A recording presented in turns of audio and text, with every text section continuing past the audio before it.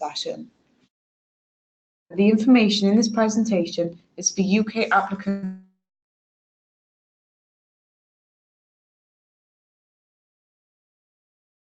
only that can apply for funding under the 2018 call for strategic partnerships. Organisations from these countries can also be partners in a strategic partnership project. All Key Action 2 projects are organisation-led.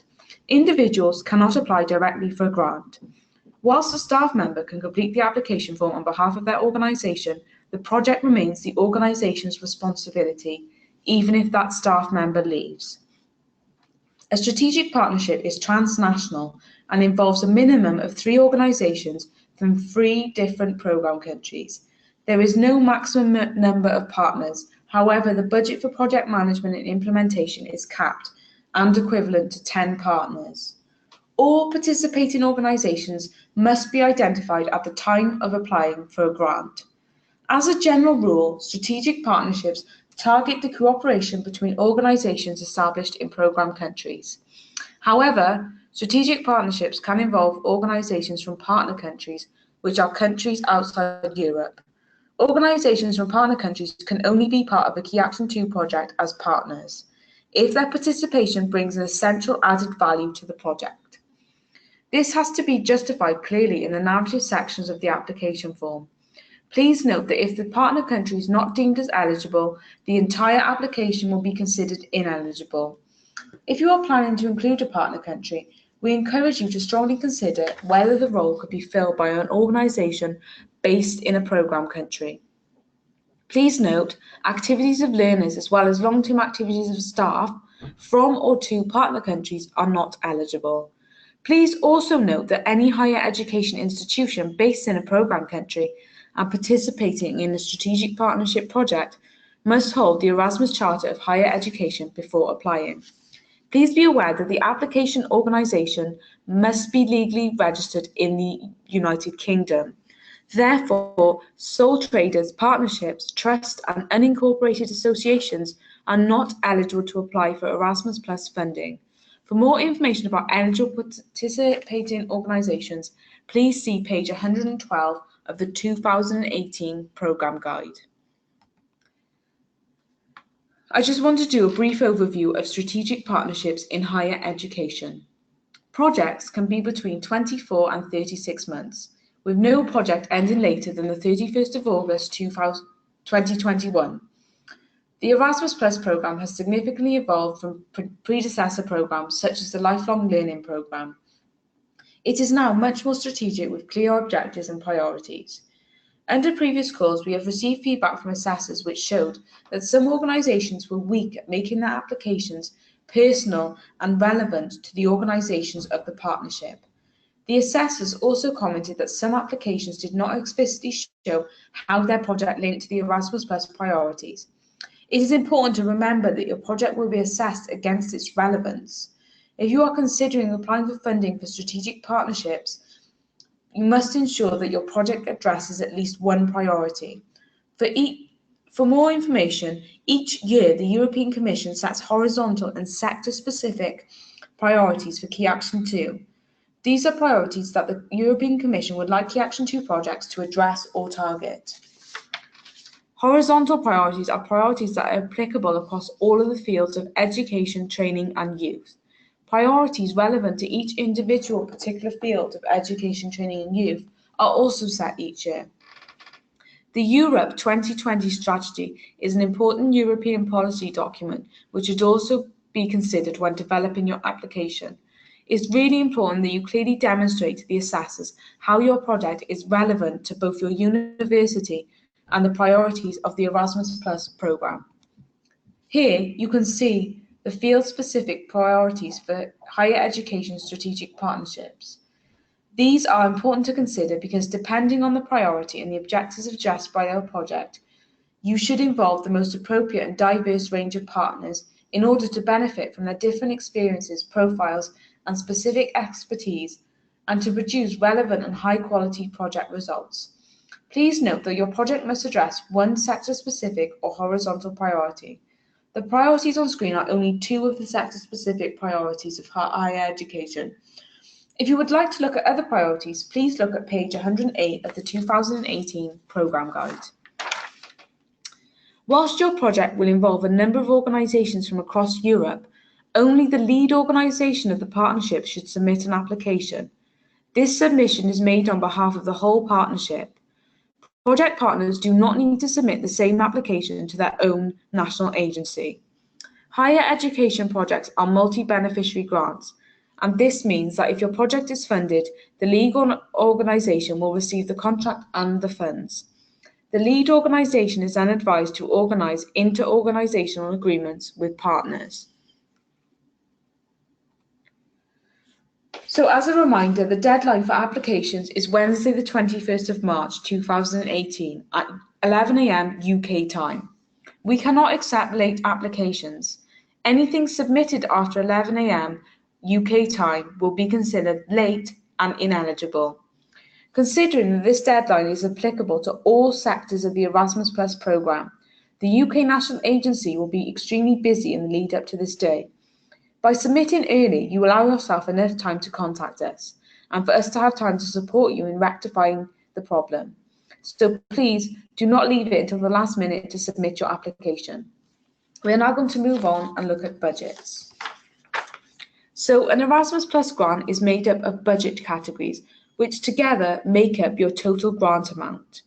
Project management and implementation funds will automatically be added to your grant total as it is calculated according to the length of your project. You can see on screen the wide variety of activities it can be used for. Funded projects can also use some of the funds in this category too, if without it the project activities could not go ahead, and if it directly facilitates the implementation of the project. You must bear in mind that if this leads to poor quality of project implementation because there are not enough resources for the organisational and dissemination tasks, this will put your project at risk of having its final grant cut. It's up to the partnership to decide whether it can reallocate some of the money and still ensure that the project is carried out as planned and with high quality. In any case, beneficiaries will have to abide by the provisions set in the organisation's grant agreement and the programme guide. Transnational project meetings are used for partners in the project to meet and coordinate the project. Transnational project meeting funds can be applied for on the application form, although you need to justify the need for the meeting in terms of numbers of meetings and the participants involved. Meetings should be limited, and it should be thought about whether it would be possible to conduct the meeting over Skype rather than face-to-face. The two categories shown on this slide are based on real cost. This means you can enter any amount into the box within the application form. Before doing so, it's however important to consider whether what you are applying for is eligible. Has it been justified within the application, and does it demonstrate value for money? Special needs support can also be requested as part of the application form. This is for additional costs directly related to participants with disabilities and accompanying persons. If justified, please note the cost for any individuals with special needs will have to be claimed under the Special Needs Support budget category. The request for financial support to cover special needs support must be motivated and clearly explained in the application form. Disability is defined on page 10 of the 2018 Programme Guide. Special needs support cannot be claimed for after the application stage, so you must claim for it in the application if you think there is a high possibility it will be needed to support participants with disabilities to take part in a mobility activity. The next budget category is exceptional cost. Please note the awarding of exceptional cost funding is not a given. Clear and full justification must be given in the application. Exceptional costs are based on actual costs and must be reported by invoices and receipts at final report stage. You must clearly reference the section of the application form where justification is given for each exceptional cost that is being requested. Before requesting exceptional costs, please check whether the costs cannot be covered under any other budget categories. Exceptional costs can be requested only if they are critical to the success of the project and are services, goods or items that cannot be provided by the organisations involved in the project. Clear justification must be given within the application form that these conditions have been met. Exceptional costs, if eligible, can provide up to a maximum of 75% of the real cost of services that would have to be subcontracted or procured by the project. Although it is not exhaustive, we provide a list of eligible and ineligible exceptional costs in our written application guidance. When applying for exceptional costs, you must be clear on how the funding amount you're requesting has been calculated, and the amount represents 75% of the total cost of an item. Clear justification as to why the organisations involved in the project cannot provide the services or goods being requested through exceptional costs must be given in the text box below the exceptional costs section of the budget and in the appropriate areas of the application form. Please clearly reference the section of the e-form where justification is given for each exceptional cost that is being requested. You must demonstrate that each exceptional cost represents value for money.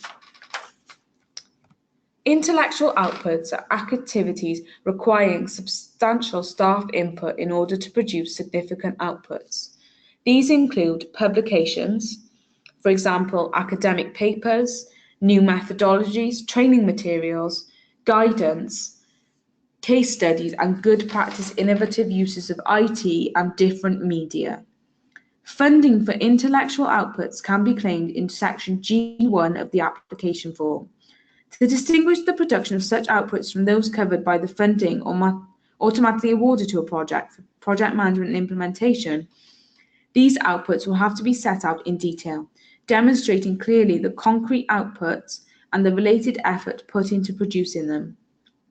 The outputs should be innovative and creative and be developed with a clear aim of transferability and usability to organisations other than those participating in the project. Please note that it is only considered intellectual output if proven their potential for wider use and exploitation as well as for impact. For more information on what is considered an eligible intellectual output, please see our written application guidance. The production of an intellectual output is a process consisting of different steps that finally lead to the actual output itself. These steps by themselves are not considered separate intellectual outputs. Staff costs for managers and administrative staff are already covered through the project management and implementation budget, but may be eligible for funding if their role working on the intellectual output is distinctively different from their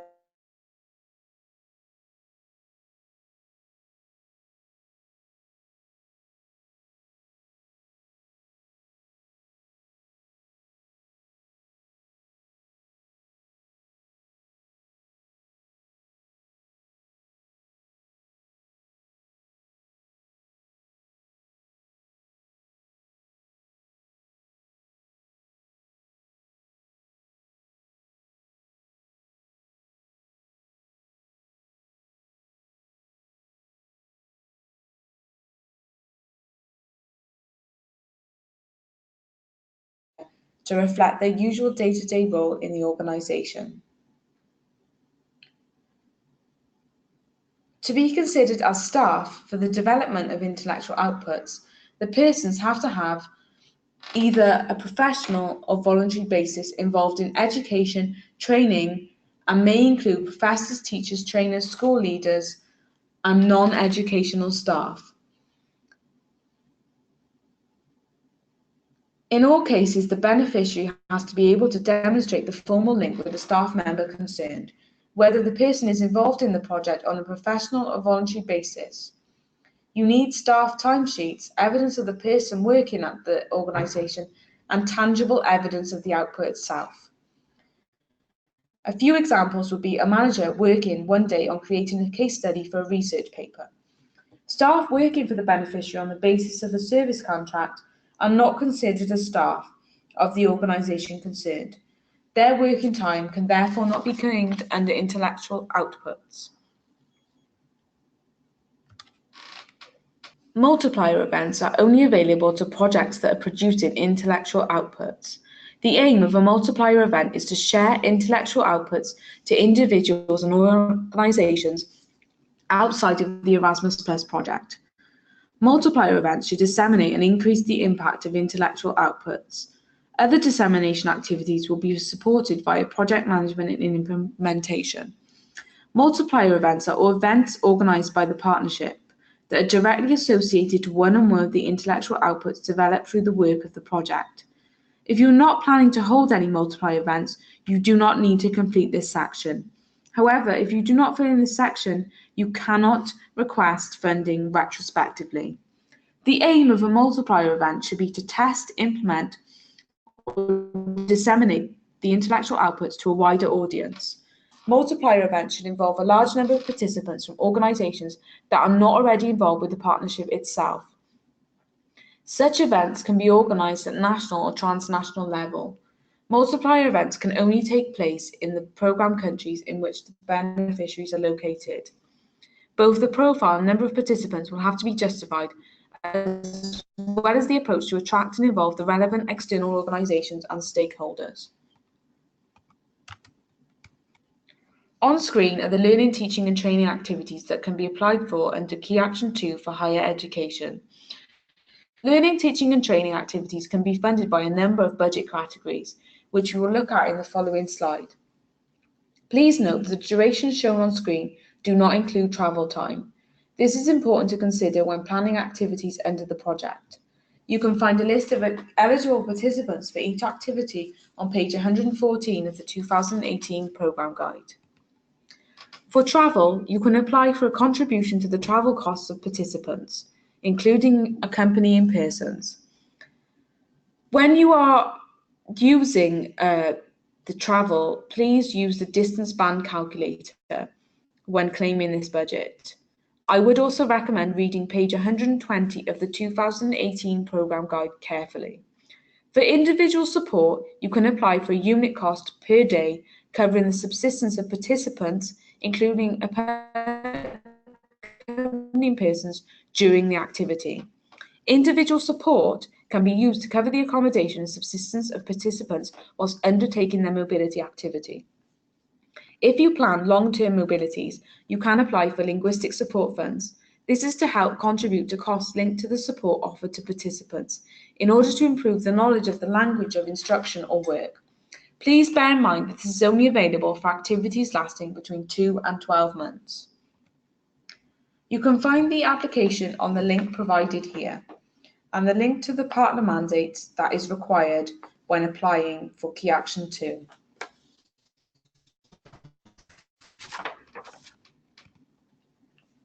So to conclude, I'd like to remind you of the support the UK National Agency will be offering in the run-up to the 21st of March deadline for applications to be submitted under Key Action 2.